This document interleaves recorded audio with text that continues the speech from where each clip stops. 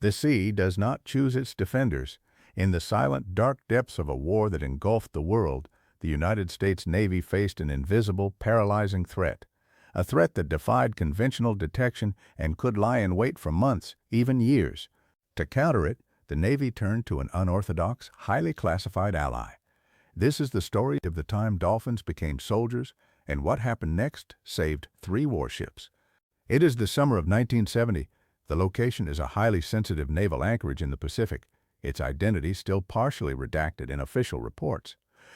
The Vietnam War rages, and the specter of Soviet and Viet Cong sabotage is a constant, chilling reality.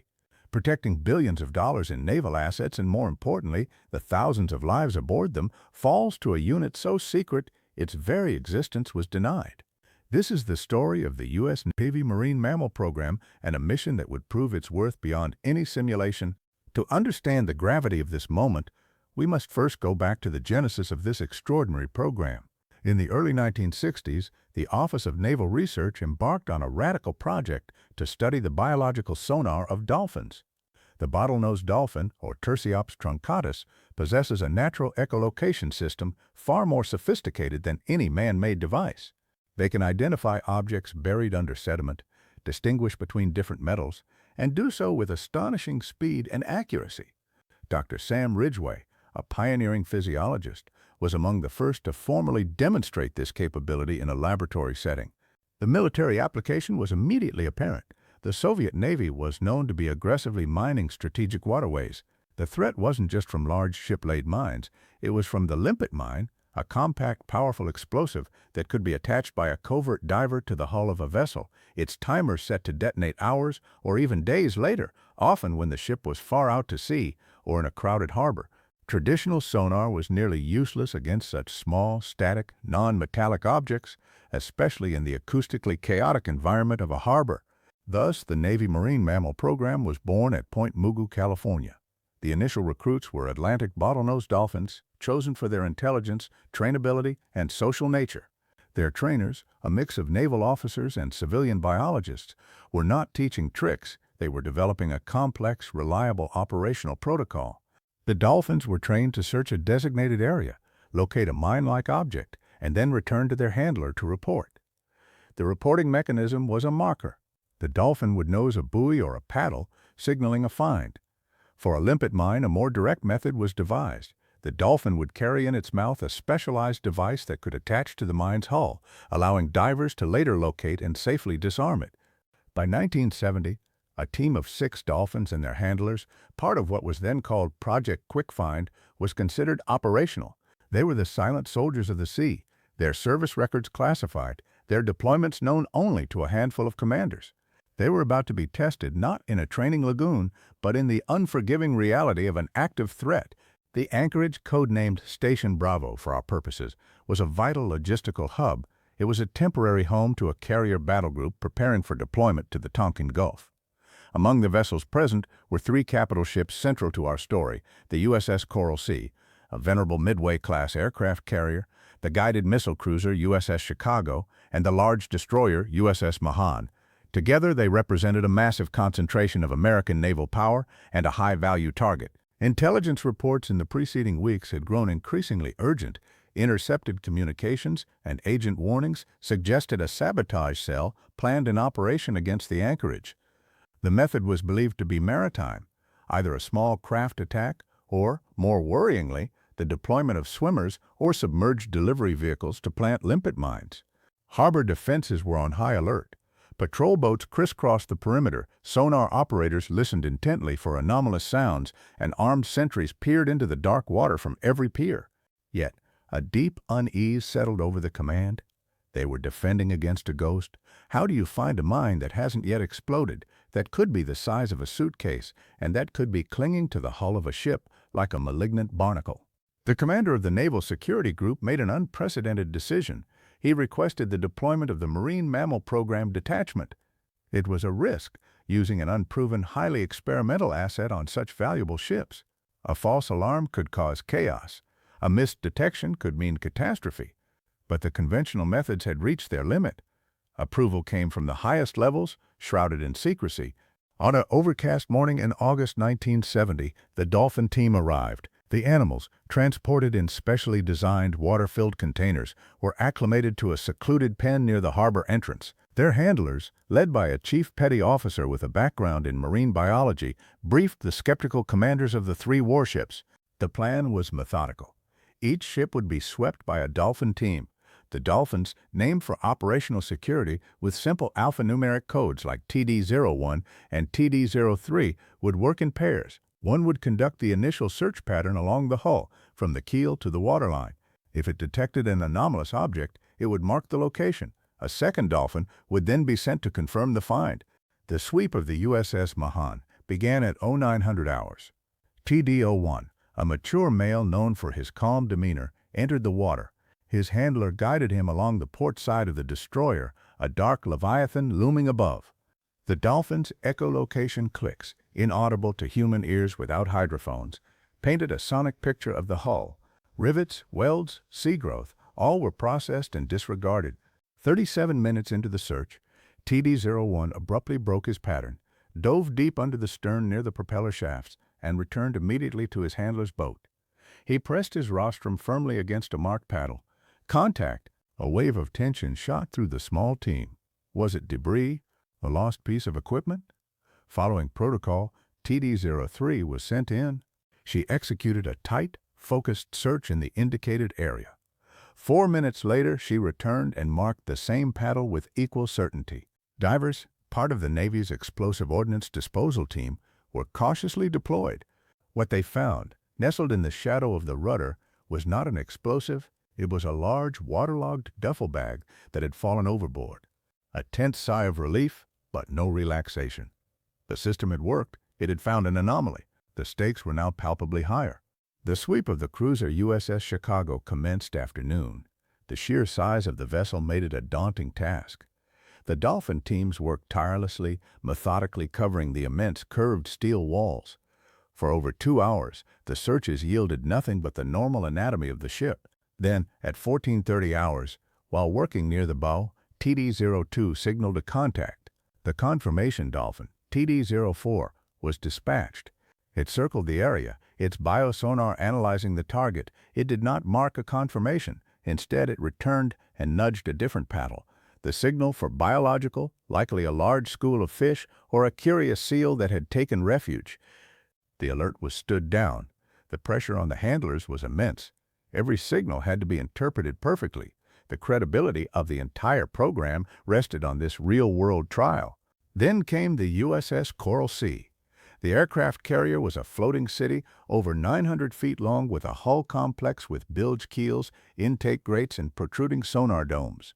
The search began at dawn the next day. The morning passed without incident. By 1100 hours, the team was working along the starboard side, amidships. The water was murky, churned by harbor traffic. TD01 was back in the water. At approximately 11:23 hours, TD01's behavior changed. His swimming pattern, usually fluid and rhythmic, became jagged, agitated. He made several rapid passes over a small section of the hull, approximately 15 feet below the waterline and just forward of the carrier's immense No. 2 elevator pit. He then sped back to the handler's raft.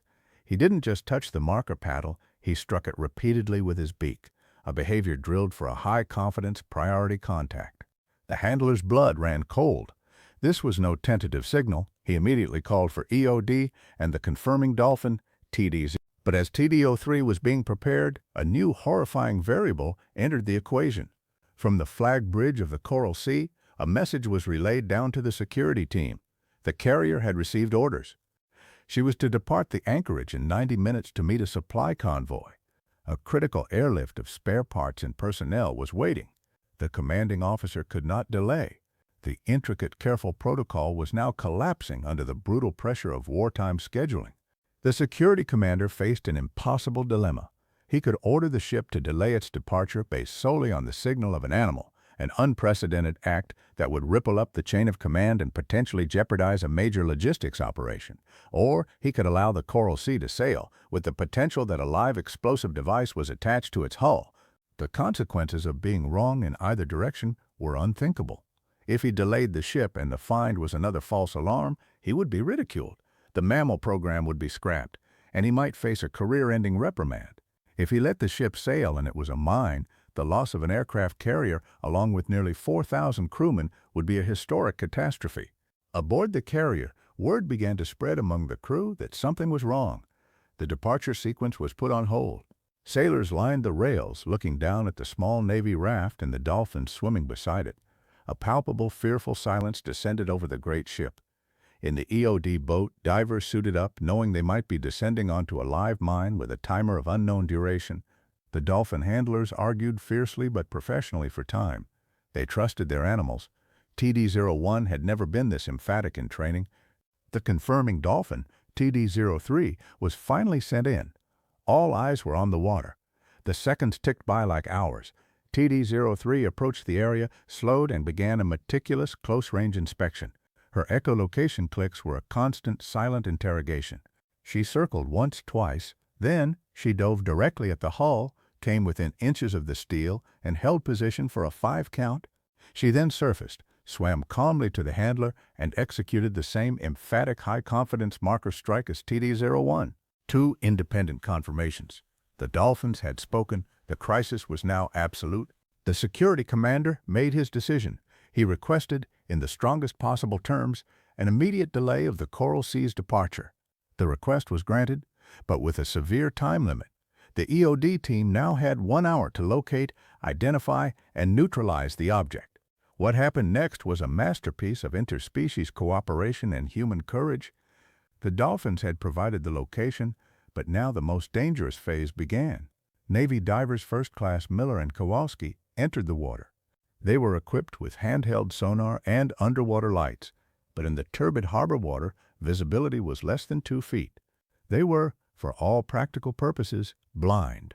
They descended along a guideline to the approximate depth. Their only guide was the Dolphins themselves. Here the training of the mammals proved its revolutionary worth.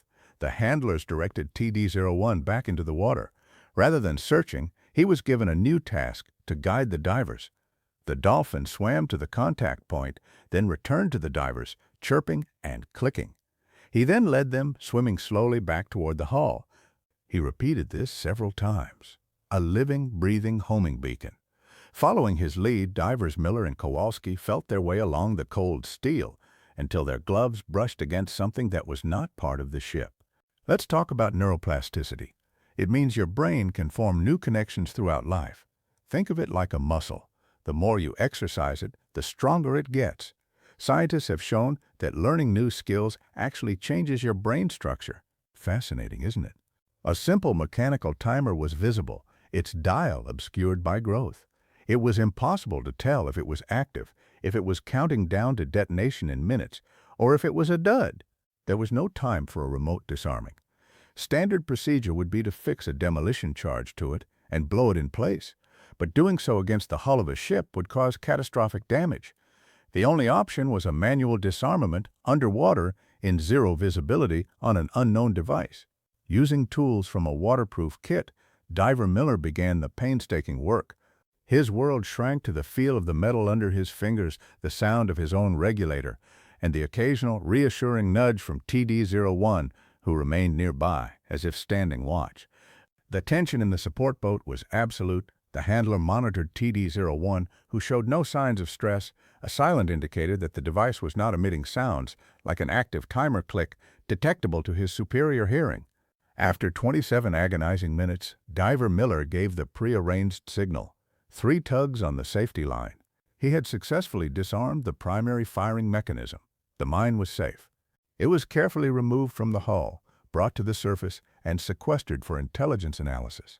The timer, it was later confirmed, had been set. The Coral Sea had been approximately 4 hours from sailing into open waters when the device was meant to activate. But the mission wasn't over. Emboldened by the find and now operating with the full confidence of the command, the Dolphin teams were ordered to conduct an emergency, full resweep of the Chicago and the Mahan. The sabotage attempt might not have been limited to a single weapon. Over the next 36 hours, in a relentless series of dives, the Dolphin teams completed their sweeps. On the Chicago, a second identical limpet mine was located near the aft engine room intake. On the Mahan, a third was found close to the fuel bunker vents. Both were disarmed by EOD teams, guided once again by the Dolphins. The saboteurs, who were never caught, had attempted a triple blow, aiming to cripple or sink the heart of a naval task force in a single, devastating strike. The official after-action report credited the Marine Mammal Program with the successful detection and neutralization of 3 live enemy mines, preventing the probable loss of 3 major warships and an estimated 5,200 sailors. The program, once viewed with skepticism, was vindicated. Funding and support increased dramatically. The Dolphins had transitioned from a research curiosity to a proven operational naval asset. The individual animals, TD-01 through TD-06, received no medals. The military decoration system has no provision for non-human service members, but their legacy is secure. They proved that in the asymmetric shadow war of sabotage and hidden threats, nature's own technology could be the decisive advantage. The program continued for decades, with Dolphins later being trained for mine clearance during the Iran-Iraq War and in the aftermath of the Gulf War. The story of that August in 1970 remained classified for over 20 years, a silent victory in a silent war. The human participants, the handlers and the EOD divers, were recognized within the small, classified community that knew the truth. They had gambled their careers on the abilities of their animal partners, and in doing so, they saved a fleet. It was a triumph of innovative thinking, of cross-species trust, and of the courage to act on a signal only a dolphin could hear. This was just one of countless untold stories from the Second World War and the conflicts that followed in its long shadow. A story where the line between animal and soldier blurred in the defense of freedom. Subscribe to Warships Records as we continue to bring these forgotten chapters of history back to life.